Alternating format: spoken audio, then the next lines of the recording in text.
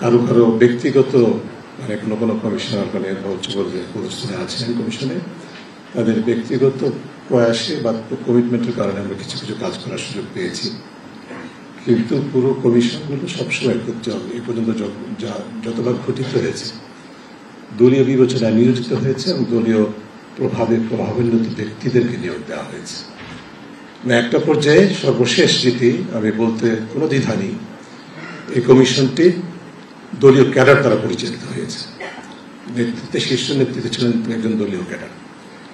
এই অবস্থার কারণে কিন্তু আমরা এখন কমিশনবিহীন কমিশনে এখানে উপস্থিত।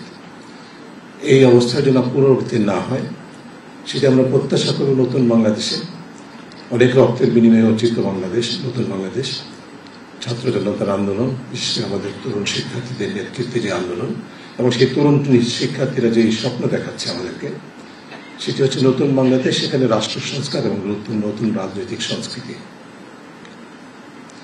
এবং তার অনুঘটক যে প্রতিষ্ঠানগুলো হতে পারে এবং যে আইন হতে পারে সেটি হচ্ছে যে তথ্য কমিশন এবং তথ্য অধিকার আইন।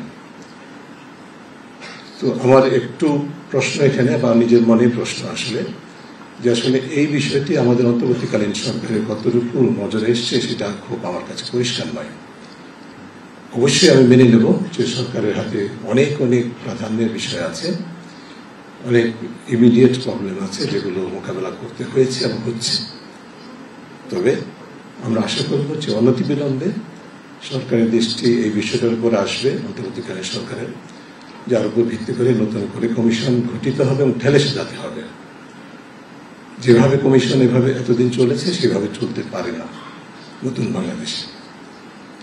এবং শুধুমাত্র কমিশনারদের নিয়োগের স্বচ্ছতা, নিয়োগের দলীয় প্রভাব মুক্ত হওয়ার বিষয়টি যেরকম অপরিহার্য, এবং একইভাবে যাদেরকে কমিশনার নিয়োগ দেওয়া হবে তাদের পেশাগত জীবনে, ব্যক্তিগত জীবনে, তাদের ট্র্যাক রেকর্ড উপরে নির্ভর করে এমন ব্যক্তিবর্গকে নিয়োগ দিতে হবে যাদের উপরে আস্থা থাকবে জনগণের, যে তারা আসলে তথ্য কমিশনের মতো কমিশনের নেতৃত্ব দিতে পারে। আমরা তো দুর্ভাগ্যের বিষয় যে আমাদের বেশিরভাগ কমিশন শব্দটা যতগুলো প্রতিষ্ঠানের সাথে জড়িত বাংলাদেশে, প্রায় সবগুলো প্রতিষ্ঠান কিন্তু আমাদের অবসরপ্রাপ্ত দলীয় প্রভাবান্বিত ব্যক্তিদের রিহেবিলিটেশন সেন্টার হিসেবে প্রতিষ্ঠিত হয়ে গেছে।